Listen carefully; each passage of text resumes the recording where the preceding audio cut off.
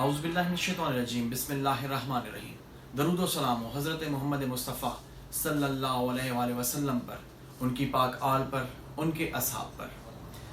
आज की बिल्कुल लेटेस्ट अपडेट आपको बताता हूँ कि मौलाना फजलुर रहमान ने रात को इलेक्शन के लिए कहा था, उसको कॉल की थी कि आप हम जो JUIF है ये एक अलहदा से तशख़्ख़ुस रखती है और हम फौरी तौर पे इलेक्शन का मुतालबा करते हैं। उस मुतालबे के फौरी बाद आज की डेवलपमेंट के हवाले से मैं आपको बताता हूँ तो ख्वाजा आसिफ ने भी यही बात की है कि हमें गद्दार कहा गया है, हमें इम्पोर्टेड हुकूमत कहा गया है, जिसकी वजह से फौरी तौर पे इलेक्शन कराना नागुज़ीर है।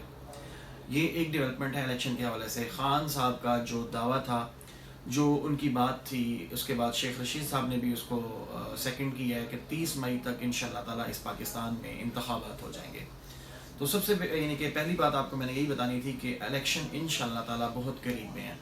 जो लोग ये समझते हैं कि इस अवाम की अदालत के तहत जो भी हुकूमत आएगी तो हम उसको कबूल करेंगे, तो यकीनी तौर पे उनके लिए ये बहुत बड़ी खुशखबरी की बात है।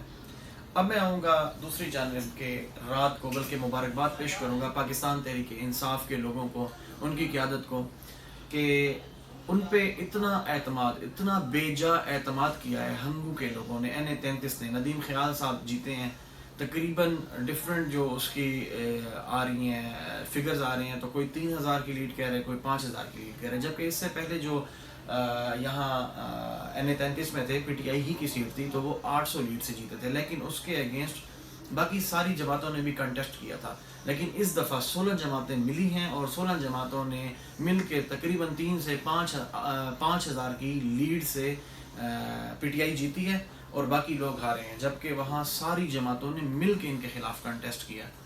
एक ही चीज़ हो गई।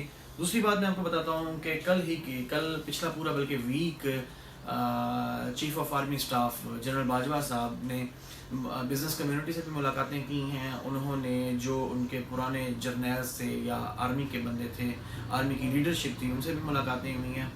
जो आजकल के हाज़र सर्विस लोग हैं उनसे भी मुलाकात हुई है। तो उसमें उन्होंने ये ज़िक्र किया है कि अब जिस तरीके से वो देख रहे हैं, इस एक पूरी मूव को देख रहे हैं और उन्हें ये चीज़ समझ आ रही है, डेफिनेट सी बात है कि जो मुल्क के दुश्मनों पे नज़र रखता है तो वो अपने मुल्क पे क्या नज़र नहीं रखेगा।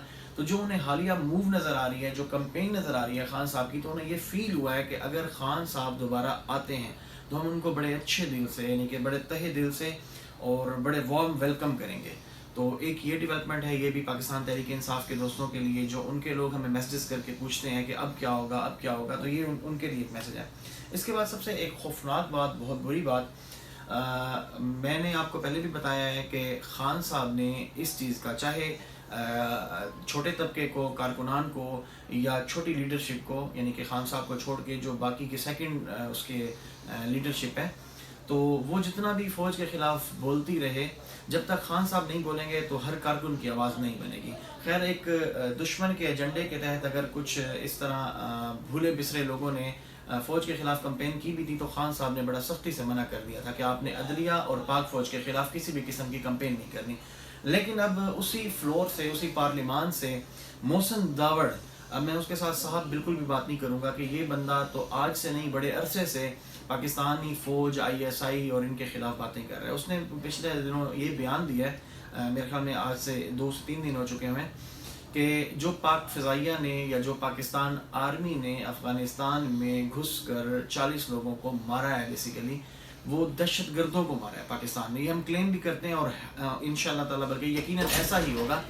तो जिन 40 लोगों को मारा है, उसने उनके लिए शहीद का लफ्ज़, पहली बात है कि वो किया है। दूसरी बात यह है कि शहीद का लफ्ज़ कह के उसने साथ में ये कहा है कि चीफ ऑफ आर्मी स्टाफ या जो भी इसके ज़िम्मेदारान हैं उनके ख़िलाफ़ बाकायदा इंक्वायरी होनी चाहिए। अब ये जो मोहसिन दावड़ है, मुझे एक बात बताएं कि ये फ्लोर पे कैसे आया है? ये हम इस पूरी गवर्नमेंट को गद्दार गवर्नमेंट कैसे ना बोलें कि इन्होंने इसके वोट से ये आके वज़ीर आज़म बने हैं, वो शहबाज शरीफ, इम्पोर्टेड हुकूमत के वज़ीर आज़म, प्राइम मिनिस्टर बने हैं। अब ऐसी बातें फ्लोर पे हो रही हैं और उनको वहाँ जवाब देने वाला कोई नहीं है। मैं پھر ایک دفعہ کہوں گا، میں سلوٹ پیش کرتا ہوں شہریار آفریدی کو، علی محمد خان کو، مراد سعید کو، کہ جب جب حکومت کے خلاف یا آرمی کے خلاف خصوصی طور پہ بات ہوئی تو ان نوجوانان نے، ان شیروں نے جواب دیا۔ اب ایسا کوئی مائی کا لال نہیں بیٹھا، اب سارے یہ بکے ہوئے بیٹھے ہیں، سارے یہ ڈرے ہوئے بیٹھے ہوئے ہیں، چاہے کوئی پیسوں کے عوض بکا ہے، چاہے کوئی ٹکٹ کے عوض بکا ہے، یا چاہے کوئی کسی پریشر کے عوض بکا ہے۔ تو خیر انشاءاللہ تعالیٰ ان سب کا خاتمہ ہوگا ایک اچھے طریقے سے۔ خان صاحب کی کمپین سٹارٹ ہے، باقی میں نے آپ کو بتا دیا ہے کہ مولانا فضل الرحمان، خواجہ آصف ہوں، ان کا بھی الیکشن کا مطالبہ ہے، اور یہ مطالبہ اگر ابھی کسی سازش کے تحت ہے، اگر یہ فیک ہے، تو بہت جلد جس طریقے سے خان صاحب کا ٹیمپو بنا ہے تو بہت جلد ایک اچھے طریقے سے کمپین سٹارٹ ہو جائے گی۔ اور یہ سارا یہ جو ٹیمپو ابھی بنا ہوا ہے، میں ایک چھوٹی سی بات دوبارہ آپ کو بتانا چاہوں گا کہ یہ ابھی کچھ بھی ٹیمپو نہیں ہے۔ یہ سمجھ رہے ہیں کہ اگر فوری طور پہ الیکشن ہوا تو خان صاحب کا بیانیہ جو ہے وہ جیت جائے گا اور بعد میں نہیں ہوگا۔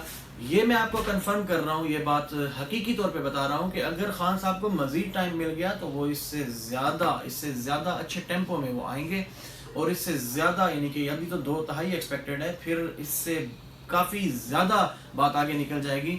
تو میں بھی مطالبہ کروں گا کرائم منسٹر سے، حکومت وقت سے، ان شیاطین سے جو امریکہ کی ایما پر جنہوں نے حکومت میں آئے، جنہوں نے حکومت بنائی، کہ فوری طور پہ الیکشن کیا جائے اور جو عوام کی عدالت سے، یعنی کہ جو بھی رزلٹ آتے ہیں ان کو تسلیم کیا جائے۔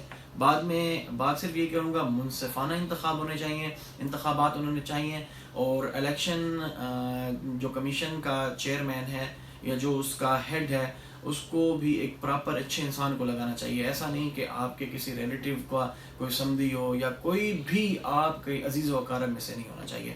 بہت شکریہ، میں امید کرتا ہوں کہ آپ کو میرا ویلاگ پسند آیا ہوگا۔